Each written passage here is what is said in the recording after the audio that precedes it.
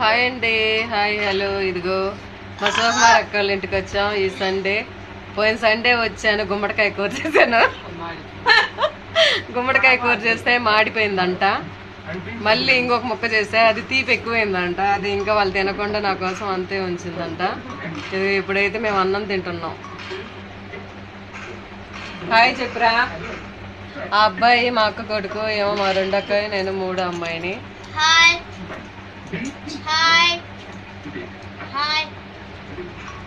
అన్నం తింటున్నాం. మాది చికెన్,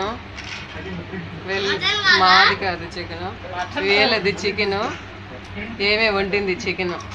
ఏమే వాడు బిజీగా ఉందట, ఆటలాడుతున్నాడు. వాళ్ళ పిన్నాన్ని తినిపిస్తుంది.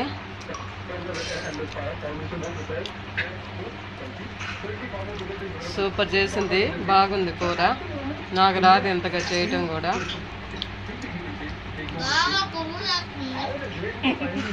ఏంది మరి బాగున్నప్పుడు పొగడాలిరా, బాగాలేనప్పుడు బాగాలేదనాలి, బాగున్నది అన్నప్పుడు బాగుందనే చెప్పాలి కదండి. కొంచెం దగ్గర కూర్చోయ్యా, కొంచెం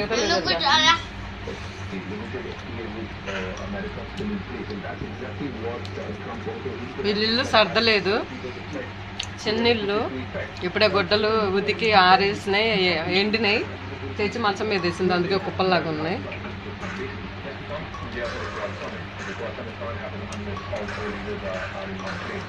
హాయ్ ఫ్రెండ్స్, మీదేం కర్రీ? మాది చికెన్ అండి. మా సాత్విక్ చికెన్ చాలా ఇష్టం. మా అబ్బాయికి ఒక అలవాటు ఉందండి, అన్నం తింటుంటేనే బాత్రూమ్కి వెళ్తాడు.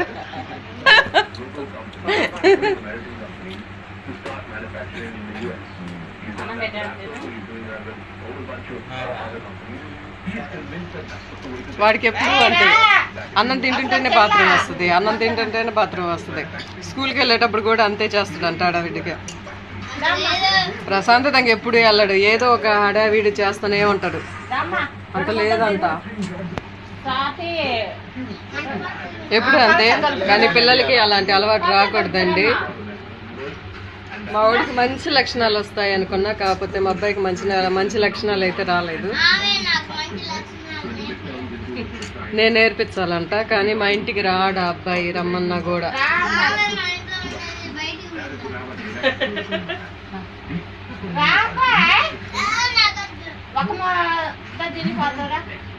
నేనే వాళ్ళ ఇంట్లోంచి బయటకు వచ్చిందంట.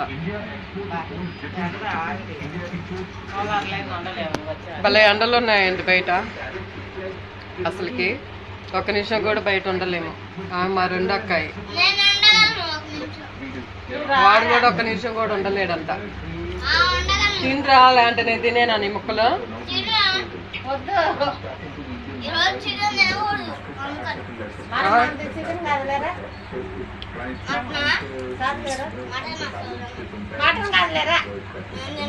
చికెన్ మటన్ రెండు కలిపి వండిందిరా.